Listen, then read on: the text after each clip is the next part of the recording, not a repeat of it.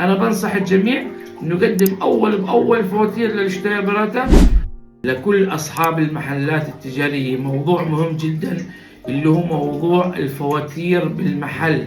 لما يكون عندك أنت محل تجاري واشتريت المحل على سبيل المثال من واحد ب15,000 أورو، كتبت ورقة بينك وبينه، هي ضروري جدا تكتب ورقة كوف فتغاك، إنك تكتب بينك وبينه عقد بيع المحل وتكلفة المحل على سبيل المثال 15,000 أورو تكتبها وبتعطي الأوراق للمحاسبة. بداء من هذا اليوم أنت رحت عملت جيفيربا أنميلدونج، الجيفيربا أنميلدونج تدفع عليها مثلا 33 أورو تعطيها للمحاسبة.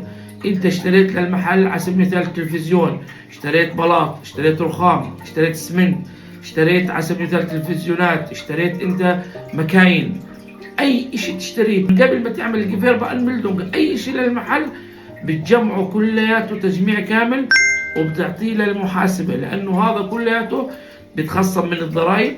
بتشتغل أول شهر شهرين 3 شهور بصير عندك مربح، هون بيكون أنت عندك خسارة لأنك أنت دافع 15,000 ممكن يقسمون على 3 سنين أو على 5 سنين ويتنقصوا من المربح تبعك بدل ما تدفع أنت ضرائب كثيرة. ثاني شيء بالفواتير اللي أنت دفعتها هاي في عندك أمزاجستوير، يعني لما تشتري أنت بلاط ب1000 أورو فيه 200 أورو أمزاجستوير.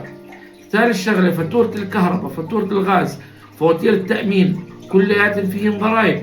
هاي الضرائب بترجع لك لما انت تدفع على سبيل المثال 10,000 أورو كهرباء بالسنة فيهن 2000 أورو ضريبة، هذول الضريبة بترجع لك. عشان هيك فواتير الكهرباء، فواتير الغاز، فواتير التأمين، أي فواتير للمحل انت بتدفعها تعطيها للمحاسبة.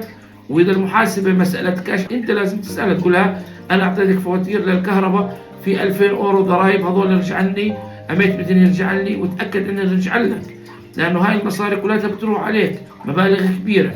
أنا بنصح الجميع إنه يقدم أول بأول فواتير للاشتراكات عشان ترجع له كل المبالغ الأمزاجستوير اللي هي الضريبة اللي بيدفعها ترجع له كاملة. تحياتي للجميع، أبو صالح الدلكي، مع السلامة.